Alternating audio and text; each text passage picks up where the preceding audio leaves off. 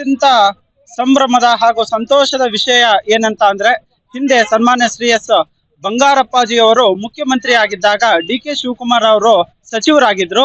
ಅದೇ ರೀತಿಯಲ್ಲಿ ಇವತ್ತು ಡಿ ಕೆ ಶಿವಕುಮಾರ್ ಅವರು ಮುಖ್ಯಮಂತ್ರಿ ಆದಾಗ ಸನ್ಮಾನ್ಯ ಶ್ರೀ ಎಸ್ ಮಧು ಬಂಗಾರಪ್ಪನವರು ಮತ್ತೊಮ್ಮೆ ಮಿನಿಸ್ಟರ್ ಆಗಿ ಕೆಲಸ ಮಾಡ್ಲಿಕ್ಕೆ ಅವಕಾಶ ಮಾಡಿಕೊಟ್ಟಂತಹ ಸನ್ಮಾನ್ಯ Shri S D K Shivakumar ಅವರಿಗೆ ಮತ್ತು ಬಿ ಕೆ ಹರಿಪ್ರಸಾದ್ ಅವರಿಗೆ, ರಾಹುಲ್ ಗಾಂಧೀಜಿ ಅವರಿಗೆ ಹಾಗೂ ಭಾರತ ರಾಷ್ಟ್ರೀಯ ಕಾಂಗ್ರೆಸ್ ಪಕ್ಷದ ಎಲ್ಲರಿಗೂ ಕೂಡ ಅಭಿನಂದನೆಗಳನ್ನ ಸಲ್ಲಿಸ್ತೇವೆ. ಇದು ಗೆಲುವು ಯಾರ ಗೆಲುವು ಅಂತ ಅಂದ್ರೆ ಹಿಂದುಳಿದ ವರ್ಗದವರ ಗೆಲುವು ಅಂತಕ್ಕಂತಂದ್ರೆ ತಪ್ಪಾಗಲಾರದು. ಈ ಶಿಕ್ಷಣ ಸಚಿವರಾಗಿ ಅನೇಕ ಕಾರ್ಯಕ್ರಮಗಳನ್ನು ಸನ್ಮಾನ್ಯ ಶ್ರೀ ಮಧು ಬಂಗಾರಪ್ಪಾಜಿ ಅವರು ನೀಡಿದ್ರು.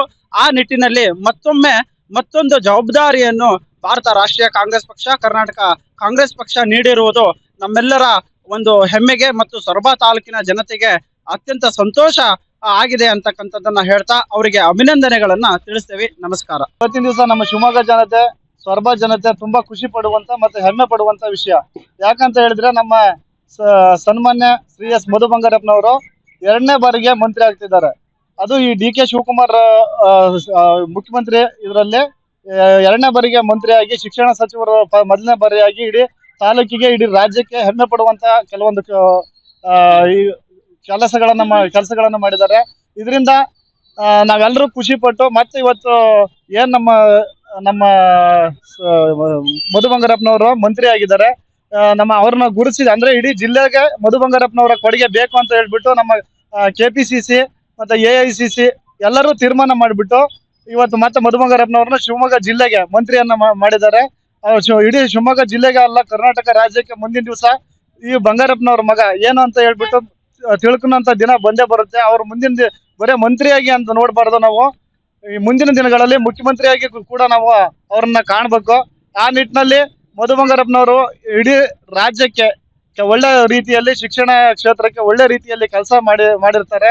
ಹಂಗಾಗಿ ಈ ಒಂದು ಅವ್ರನ್ನೇನ್ ಮಂತ್ರಿ ಮಾಡಿದ್ದಾರೆ, ನಮ್ಮ ಸೊರಬ ಯೂತ್ ಕಾಂಗ್ರೆಸ್ ಅವ್ರನ್ನ ಅಂದ್ರೆ ನಮ್ಮ ಏನ್ KPCC ಮತ್ತೆ ನಮ್ಮ AICC ಅವ್ರನ್ನೆಲ್ಲರನ್ನು ಕೂಡ ಅಭಿನಂದನೆ ಮಾಡ್ತಾ ಇದ್ದೇವೆ.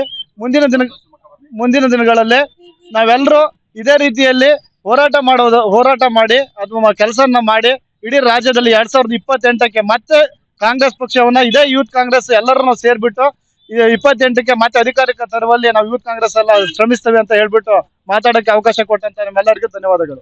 ಸೊರಬ ಕ್ಷೇತ್ರದ ನಾಯಕರಾದ ಹಿಂದುಳಿದ ವರ್ಗದ ನಾಯಕರು, ನಮ್ಮೆಲ್ಲರ ನೆಚ್ಚಿನ ನಾಯಕರಾದಂತಹ ಶ್ರೀ ಎಸ್ ಮಧು ಬಂಗಾರಪ್ಪ ಸಾಹೇಬರು ಇವತ್ತು ಮತ್ತೊಮ್ಮೆ ಸಂಪುಟಕ್ಕೆ ಪುನರ್ ನೇಮಕಗೊಂಡಿರ್ತಾರೆ.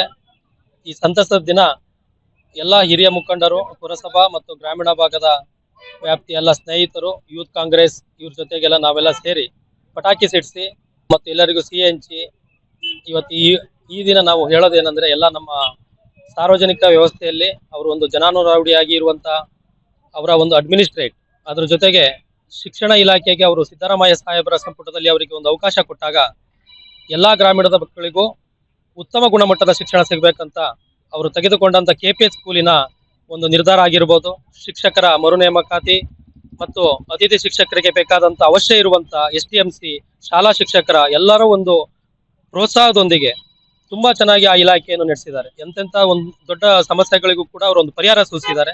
ಅದನ್ನೆಲ್ಲ ಗಮನ ಹರಿಸಿದಂತ ನಮ್ಮ ಕೇಂದ್ರ ಕಾಂಗ್ರೆಸ್ ನಮ್ಮ ಒಂದು ಹಿರಿಯರಿದ್ದಾರೆ, ಆ ಹಿರಿಯರು ಮಲ್ಲಿಕಾರ್ಜುನ್ ಖರ್ಗೆ ಅವರು, ರಾಹುಲ್ ಗಾಂಧೀಜಿ ಅವರು, ಇವರೆಲ್ಲರಿಗೂ ನಮ್ಮ ಸೊರಬ ಜನತೆಯ ಪರವಾಗಿ ನಮಸ್ಕರಿಸುತ್ತಾ, ಹರಿಪ್ರಸಾದ್ ನಮ್ಮ ರಾಜ್ಯಾಧ್ಯಕ್ಷರು, ನಮ್ಮ ಬಂಗಾರಪ್ಪ ಸಾಹೇಬರ ಮೆಚ್ಚಿನ ಶಿಷ್ಯ DK ಶಿವಕುಮಾರ್ ಇವರು ಕೂಡ ನಮ್ಮ ಸೊರಬ ಜನತೆಯ ಪ್ರಕಾರ ನಾವು ಹೊಂದಿಸ್ತೇವೆ.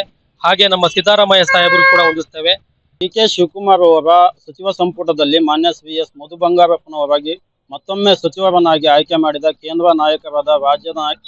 ನಾಯಕರು ಹಾಗೂ ರಾಜ್ಯ ನಾಯಕರಿಗೆ ಸೊರಬ ಯುವ ಕಾಂಗ್ರೆಸ್ ವತಿಯಿಂದ ಅಭಿನಂದನೆಗಳು ತಿಳಿಸ್ತೀವಿ.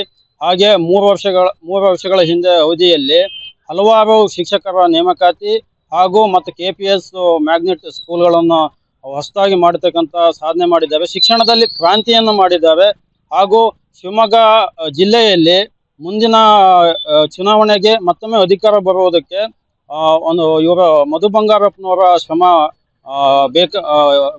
ಬಹಳಷ್ಟು ಅಗತ್ಯವಿದೆ. ಹಾಗೆ ಮುಂದಿನ ಹಿಂದುಳಿದ ವರ್ಗದ ನಾಯಕರಾಗಿದ್ದಾರೆ ಮಧು ಬಂಗಾರಪ್ಪನವರು. ಆ ಸಮುದಾಯಗಳ ಜೊತೆಗೆ ಒಂದು ಸಂಪರ್ಕದಲ್ಲಿದ್ದಾರೆ.